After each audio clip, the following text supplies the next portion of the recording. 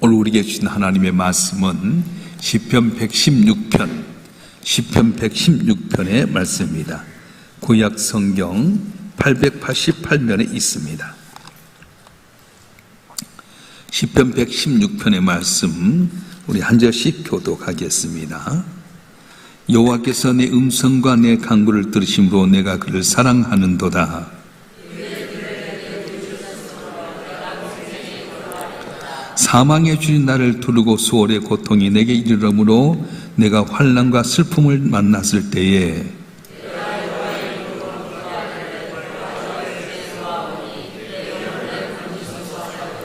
여호와는 은혜로우시며 의로우시며 우리 하나님은 긍휼이 많으시도다.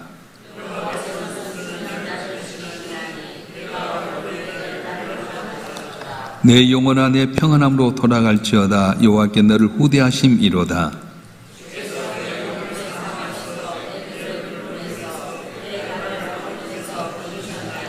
내가 생명 있는 땅에서 여호와 앞에 행하리로다.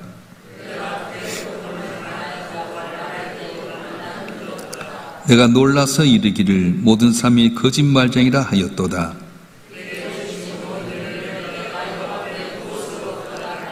내가 구원의 잔을 들고 여호와의 이름을 부르며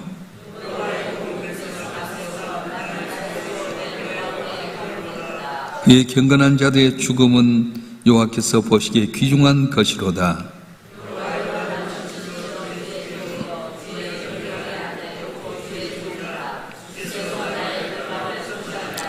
내가 주께 감사제를 드리고 여호와 이름을 부르리이다.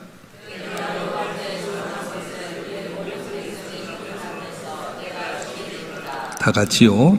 예루살렘아 내 한가운데서 곧 여호와의 성전들에서 지키리로다. 할렐루야. 아멘. 기도하겠습니다. 전지전능하신 아버지 하나님, 오늘도 저를 주의 존전에 불러주시고 한 날 시작하기 전에 하나님께 예비하며 말씀 청종케 하심을 감사합니다. 말씀 통해 세먹게 하여 주시고 험한 세상의 죄로 승리하는 한 분 한 분 되게 하여 주시옵소서. 부조한 종을 오늘도 세우시고 주의 말씀을 되었도록 하셨사온즉 홀로 두지 마시고 보혜사 성령께 오셔서 기름 부어주시고 주의 말씀만을 올바로 대언하여 아버지를 용하게 하고 주의 뜻을 이루어가는 우리 모두가 되게 하여 주시옵소서. 우리 주 예수 그리스도의 이름으로 감사하며 기도하옵나이다. 아멘. 여러분 인생을 겨루면서 겪었던 것은 이제는 끝이다, 이것이 아니면 안 된다고 생각했던 것이 한두 번이 아니었을 겁니다. 그런데 그때는 끝이라고 생각했는데 지금 보니까 끝이 아니고 살아있지 않습니까? 그때는 길이 하나도 안 보였습니다. 그런데 하나님께 길을 내셨고요. 그때는 눈물밖에 없었는데 어느 날 그 눈물이 감사가 되었습니다.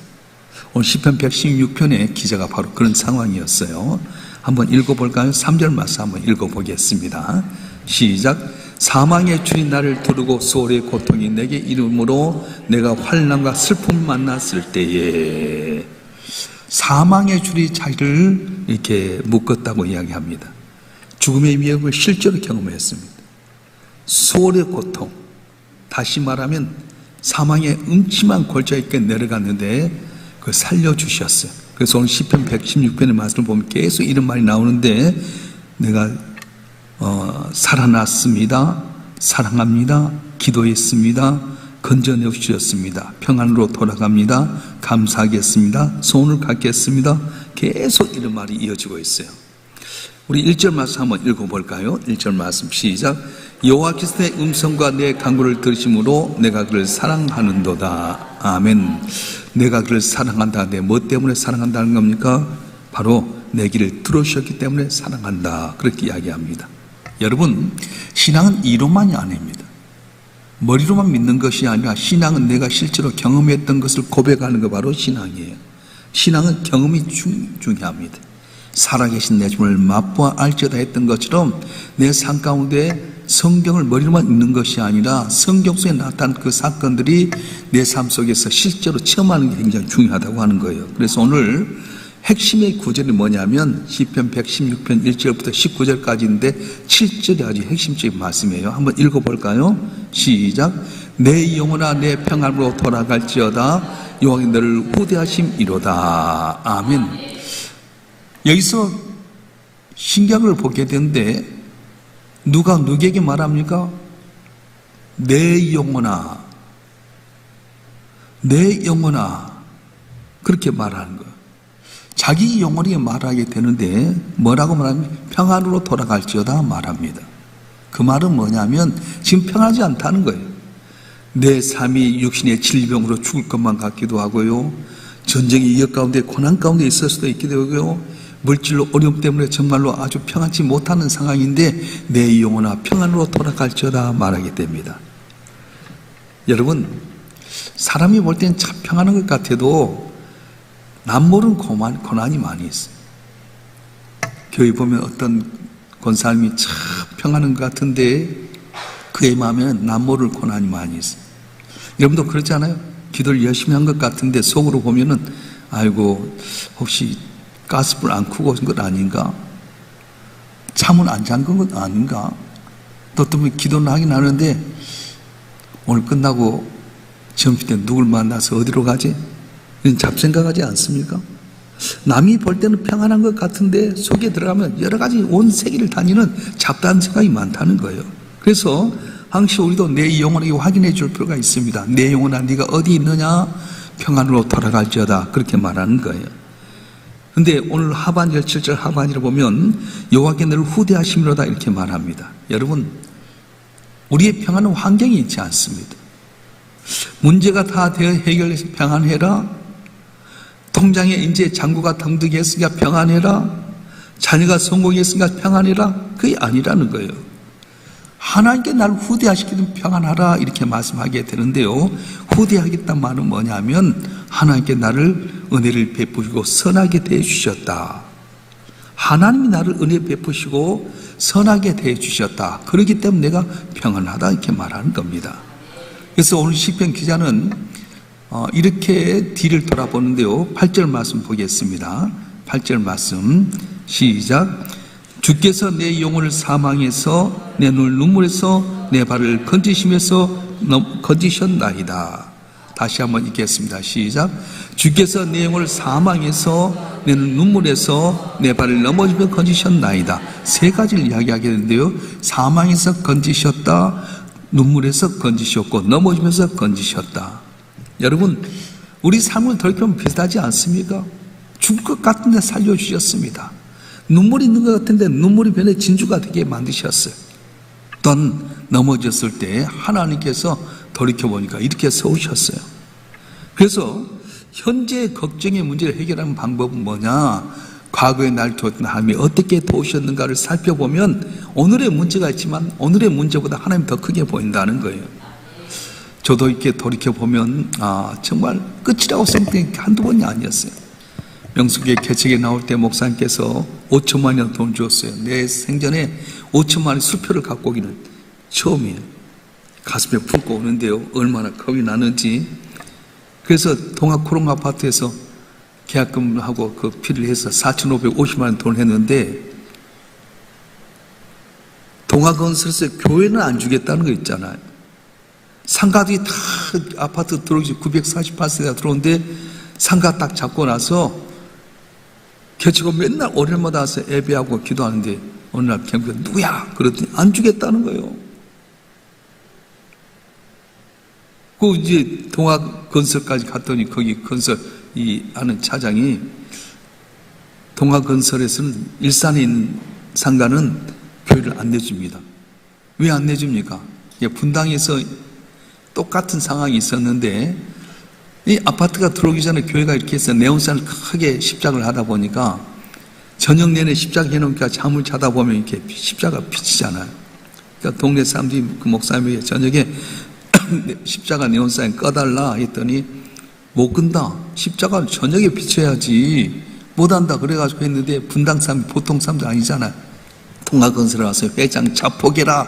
뭐 불러가라. 그러니까 동학건설 일산에 있는 동학건설은 다 상가에 교회 주지 말고 다 분양한 다음에 줘라. 4,550만 원이 묶여 있는데 여러분 안 내준다는 거예요. 학원으로 냈다 가라는 거예요. 그 거짓말할 수 없잖아요. 돈이냐 목회냐 그 갈등이 있었어요. 30년 전에 5천만 원 큰 돈이었습니다.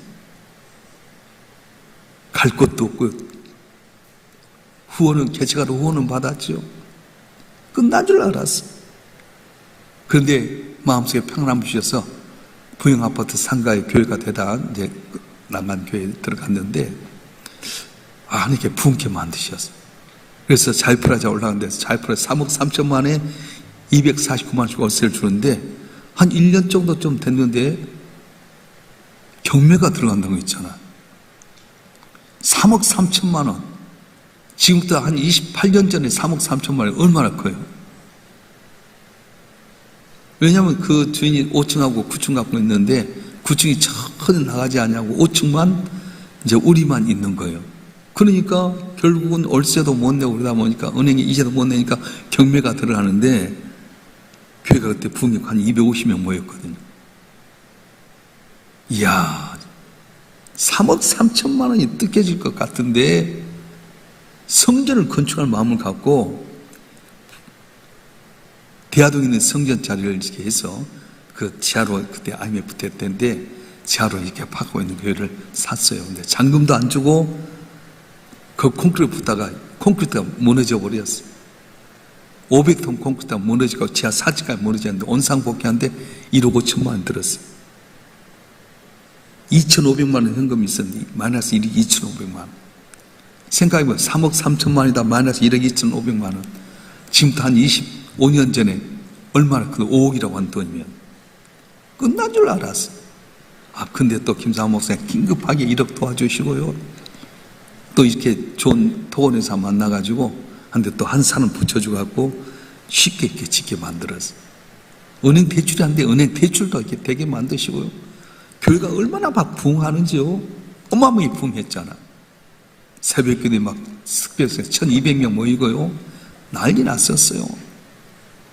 그런 가운데 목사님 또 넌 잘하니까 교회를 한번 더 건축을 해서 이거 했는데 너무 크게 해갖고 힘들었잖아요. 스코피 거기마다 있었는데 돌이켜보면 내가 한 것이 아니어서 하나님께 고비를 넘기게 만드셨어요. 여러분 오늘도 내게 문제는 있습니다. 근데 그 문제만 바라보면 절망이지만 그 너머에서 나를 건진 하나님 바라보면 도우신 하나님 보면 여기에 뜻이 있구나 걸 되게 다 깨닫는 거예요. 요셉의 인생을 한번 생각해 봅시다. 아버지 품에서 잘 자랐다 색동을 입고 있던 이 요셉이 아버지 심 따라서 형들을 이렇게 찾아가는데 형들이 도단이 없으니까 세겜으로 가고 거기 딱 찾아갔는데 형들이 자기를 죽이려고 웅덩이 파놓고요. 죽이자 팔자 그런 갈등이 얼마나 힘들었겠어요. 많이 기도했어요. 자기 평생에 이렇게 기도한 적이 없을 정도로 우리 아버지께 돌아가게 해달라고 형들 마음이 변화되게 해달라고 안 들어주셨어요. 끝난 것 같았잖아요.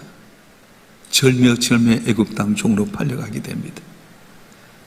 보디발 장군 집에서 열심히 섬겨서 겨우 이제 집사장으로 모든 걸 다 감당하게 됐는데 주인 하나님이 자기를 유혹하는 가운데 내가 하나님께 제일 범하리까 주님께 제일 범하리까 믿음 지켰는데 전혀 생각지 못하고 억울한 누명수가 감옥에 갇혔을 때 이럴 수 있느냐? 끝난 것 같았어요. 왕의 제수들 모이고 그 자리에 집어이었으니 올 수 있는 길이 하나도 없잖아요. 그런 가운데서 한 1년 지났는데 술 맡은 간원장, 떡 맡은 간원장이 와서 이렇게 이야기한 건데 꿈들을 해석해 줘가지고 술 맡은 간원장이 내가 그렇게 된다면 네 말도 내가 회복이 된다면 내가 널 건져주게 꼭 해주세요. 그 올라갔는데 답도 대답도 없는 거 있잖아. 세상 절망이었어. 때가 되어서 하나님께서 바로 이 꿈을 꾸게 하셨고 그 꿈을 해석하게 되는 길을 얻어갖고 국무총리가 되게 됩니다. 7년 풍년이 지난 다음에 한 2년 지나서 이제 흉년이 오게 되는데 2년 지난 다음에 형들도 이제 애굽 땅에 와서 식량을 사는데 형들을 만나게 돼요. 그리고 형들을 테스트한 다음에 형들의 마음 변하는 거 보면서 이야기된 형들 벌벌벌 떨잖아요. 요셉이 우리를 복수하려는가 보다. 근데 요셉이 중요한 이야기를 합니다. 당신들이 나를 팔았으므로 근심하지 마소서. 하나님 우리 백성을 건지려고 나를 이곳에 먼저 보내셨나이다. 돌이켜 보니까 끝이라고 생각했던 과정들이 한두 번이 아니었는데 그 하나님의 뜻을 이루기 위해서 우리 민족을 건지기 위해서 날 이것에 먼저 번대셨다 고백하는 거예요. 사랑하는 성도 여러분, 여러분도 끝이라고 생각된 게 한두 번이 아니잖아요. 건강 때문에, 물질 때문에, 부부간의 관계 때문에, 자식 때문에, 회사나 여러 가지 보면서 끝이라고 생각되지만은 돌이켜보면 그때부터 도우시던 하나님, 그래서 오늘의 문제를 바라볼 때도 그때 도우시던 하나님 오늘 도울 거라고 믿음을 갖고 있을 때 담을 넘어설 줄로 믿습니다. 그래서 오늘 시편 기자는 12절을 이렇게 고백합니다. 읽어보겠습니다. 시작. 내게 주신 모든 은혜를 내가 여호와께 무엇으로 보답할까? 아멘. 어려울 때만 하나님 찾는 신앙에서 은혜 받은 후에도 하나님께 무엇을 드릴까 하는 그 신앙으로 바뀌어졌어요. 어려울 때만 하나님께 찾는 것이 아니라 은혜 받았을 때도 감사하는 신앙이 되게 됐다는 거예요. 제가 119 대원에 있는데요, 그분 이야기 재밌더라고요. 119를 언제 부르냐면 새벽에 불러요. 긴급하게 119 부른 가가지고 멀리 병원까지 데려다 줘요. 막 갈 때 살려주세요 막 부탁한데, 그래 산소호흡기 꽂고 막 인공호흡하고 전화해주고 해서 병원 응급실 딱 가서 했는데 한 번도 고맙단 말이 하나도 없는 거 있잖아요. 여러분 119에 불러갔을 때 끝나고 나서 감사도 좀 전하지 마세요. 그분 이야기 그러더라고. 급할 때는 살려주세요, 도와주세요 하고 뿅뿅뿅뿅 하고 갔는데 응급실 가고 딱 해결되고 나서는 하나도 모른다는 거예요. 우리도 그렇지 않습니까? 급할 때만 하나님 도와주세요, 살려주세요 해놓고 나서 응답받고 나서 딱 사라져버려요. 오늘 여러분 기도 제목 갖고 와서 응답받으면 분명히 내가 애어나건데 응답받으면 안 나올 거, 새벽기도? 어려울 때만 교회 나온 것이 아니라 응답받고 나서 내게 베푼 일 내가 무엇으로 보답할까, 그렇게 고백하는 신앙이 되었으면 참 좋겠습니다. 하나님께서는 원하신 보답은 은혜 값을 계산해서 달라는 것이 아닙니다. 하나님의 은혜는 돈으로 갚을 수 있는 것 아닙니다. 어떤 보답도 갚을 수 있는 것 아닙니다. 하나님은 우리가 구원의 은혜를 기억하고 감사하고 하나님께 예배하면서 구원받는 자로 사는 것을 원하시는 거예요. 내가 예수 안에서 구원받았으면 구원받은 은혜에 감사하고 예배하고 구원받은 자들에 살아라. 자, 오늘 본문의 말씀에 보게 되면 이제 잘못 이해하면 맨날 기도하면 응답만 받을 줄 아는데 그렇지 않다고 이야기합니다. 기도만 하면 병이 낫고 기도만 하면 다 되느냐? 그렇지 않다는 거예요. 15절 뜻밖의 말을 하는데 15절 말씀 읽어보겠습니다. 15절 말씀 읽겠습니다. 시작. 그의 경건한 자들의 죽음은 여호와께 보시기에 귀중한 것이로다. 아멘. 성경은 죽음 자체가 없어진다고 말하지 않습니다. 늙지 않는다고 말하지 않습니다. 예수 믿어 늙게 되고 죽을 때가 있다고 하는 겁니다. 그런데 달라진 것이 있어요. 성도의 죽음까지도 하나님의 손안에 있다고 하는 거예요. 하나님은 우리가 살아있을 때만 하나님이 아니십니다. 죽음의 순간도 내 하나님이 전능하신 하나님이시고요. 그래서 오늘 시편 116편은 뭘로 향하냐면 예수들께 향하게 있어요. 예수님께서 마지막 밤에, 6월절 마지막 밤에 제절과 떡을 떼시고 잔을 드시면서 이 잔을 받아 먹으라 이렇게 말씀하셨어요. 그런데 시편 116편 뭐라고 말합니까? 이 잔은 내 피로 세운 언약이다 했던 것처럼 내가 구원의 잔을 듣고 여호와의 이름을 부르시며 이렇게 말했어요.